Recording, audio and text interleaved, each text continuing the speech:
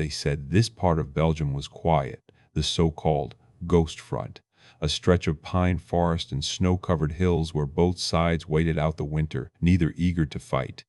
That's what command told us in early December 1944, when the 99th Infantry Division took over the line near a little town called Krinkelt.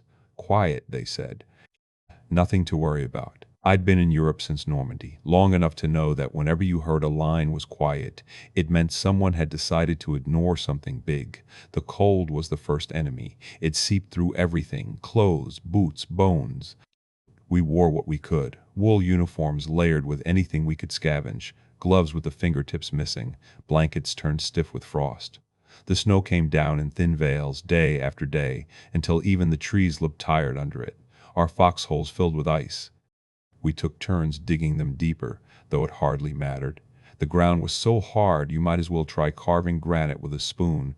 Some guys lined their holes with the pages of German newspapers we found in an abandoned farmhouse. Others stole doors and shutters to make crude roofs. We were half buried, half frozen, watching the tree line for ghosts. Corporal Benson, my best friend, loudmouth from Chicago, always playing cards and quoting Sinatra, swore we'd all freeze to death before we ever saw another German. "Whole damn army's probably on vacation," he said one night, tossing a handful of snow toward the fire. "Hell, Hitler probably forgot we're even here." Our squad laughed. The laughter sounded hollow in the cold, but it kept us sane.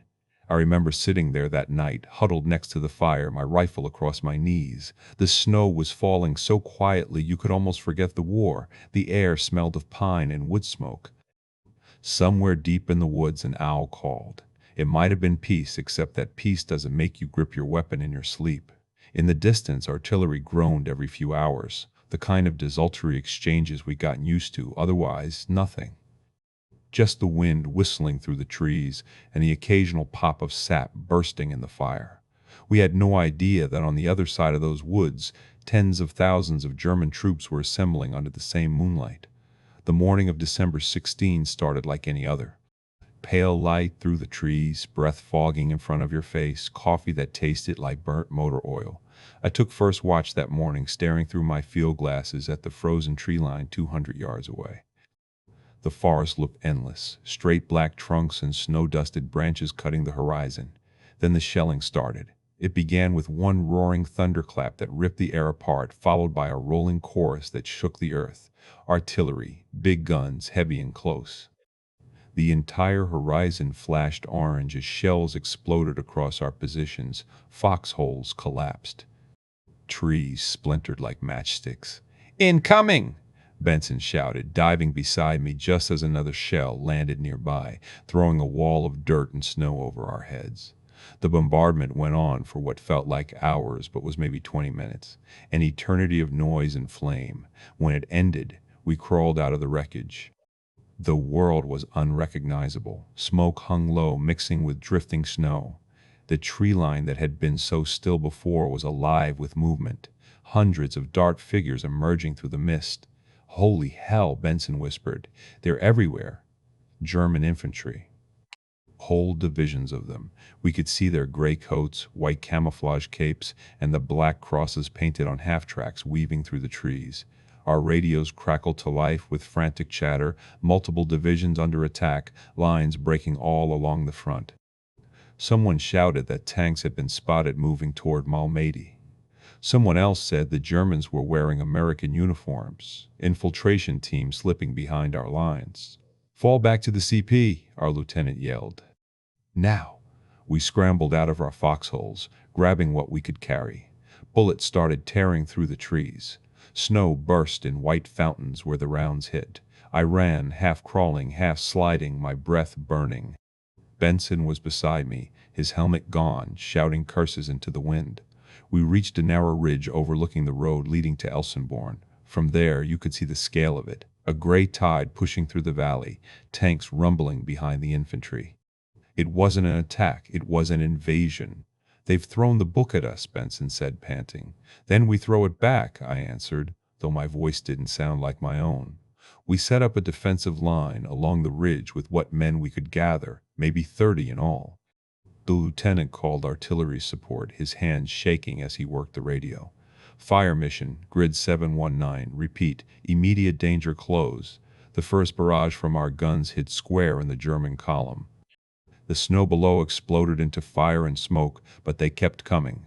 By noon, the battle had turned into a desperate brawl across the ridgelines. Machine guns cracked from every foxhole, tracers cutting through the haze. The smell of cordite and frozen pine filled the air. The snow turned to mud under our boots, red and brown together. At one point, a German half-track broke through the edge of our line. Benson and I crawled behind a fallen log, our fingers numb on the bazooka's grip. He fired, and the rocket struck dead center. The explosion lifted the vehicle off the ground and threw burning fuel across the snow. For a moment, the whole forest glowed orange. When the noise finally subsided, our lieutenant called for a fallback. The line was gone. Units on both flanks had been overrun. We retreated west toward Elsenborn Ridge, stopping only to tend the wounded and slow the Germans with sporadic bursts of fire. By nightfall, the snow was coming down harder than ever. We dug in again among the pines, hands too frozen to feel. No fires that night, no warmth, just the sound of snow settling heavily on helmets and the distant thunder of tanks. Benson leaned beside me, teeth chattering. Guess the vacation's over. I tried to chuckle but couldn't. We both knew this was only the beginning. Somewhere to the north, we could see faint flashes, maybe St. Vith, maybe Malmedy. The whole front was collapsing, and here we were, a handful of dog-tired soldiers sitting in a snowbound forest trying to hold back an army.